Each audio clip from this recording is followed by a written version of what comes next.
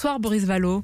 Bonsoir. Vous avez annoncé avec vos collègues socialistes le dépôt d'une proposition de loi de référendum sur le rétablissement de l'ISF. C'est l'une d'ailleurs des revendications des Gilets jaunes.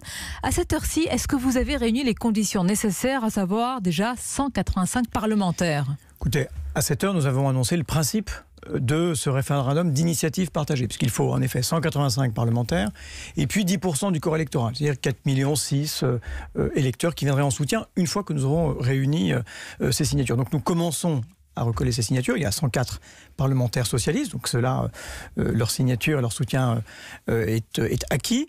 Il y a maintenant aux autres groupes, aux autres parlementaires... Vous appelez les autres groupes? Vous appelez à l'union de la gauche sur ce sujet? En tout cas, on appelle à la responsabilité des uns et des autres, parce que nous n'avons pas été seuls dans l'hémicycle, hier soir encore, à combattre le principe de la suppression de l'ISF. Parce que, depuis des mois, nous combattons cette mesure qui nous paraît injuste et qui a valu au président de la République un qualificatif fort justement trouvé, qui était celui de président des riches. Mais vous en faites en réalité une question de symbole par rapport à ce que représente l'ISF. Ce n'est pas dans un souci d'efficacité économique que vous souhaitez son rétablissement? Mais d'abord, c'est un souci de justice. Et quant à la question de l'efficacité économique, lorsqu'il y avait déjà l'ISF, la France était parmi les premières destinations pour les investissements directs étrangers. Donc l'argument de l'inefficacité économique, il ne nous paraît pas avéré. Il y a d'ailleurs d'autres États où sous d'autres formes on taxe le capital.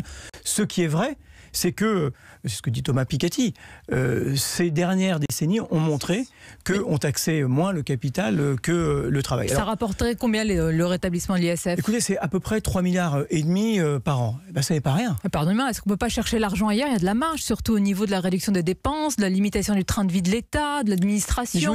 Ce sont des exemples, des pistes. Je ne fais pas partie de ceux qui pensent que l'on peut durablement vivre au-dessus de ces moyens. Mais je crois aussi à la redistribution, à la progressivité de l'impôt, à ce que chacun contribue au financement national à proportion de ses moyens. Eh bien, il se trouve qu'il y a un certain nombre de très grandes fortunes en France qui devraient payer cet impôt de solidarité sur la fortune. Ce qui n'empêche pas de faire des efforts aussi sur les dépenses de l'administration, de l'État, etc. 3,5 milliards, ce sont des services publics, ce sont des postes d'enseignants. Est-ce que vous pensez que nous avons trop d'infirmières ou de personnel soignant dans les maisons de retraite ou à l'hôpital? Est-ce que vous avez le sentiment que les écoles rurales sont toujours suffisamment bien traitées? Est-ce que les policiers n'ont pas besoin de renfort? Certes, bien sûr qu'on a besoin, mais les plus aisés, on a besoin dans n'importe quelle société. L'objectif, c'est pas de les faire partir non plus. L'objectif est qu'ils participent à la solidarité nationale, parce que sinon, le consentement à l'impôt est atteint pour tous.